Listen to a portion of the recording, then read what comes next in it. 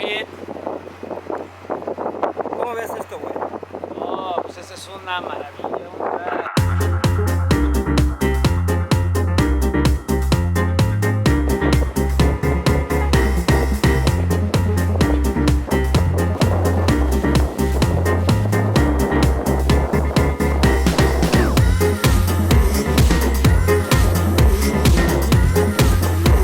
Esta es la playa Cicatela.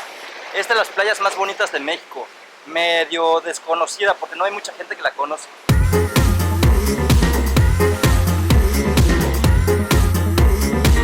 Estoy en la parte de Punta Cicatela, la más alejada.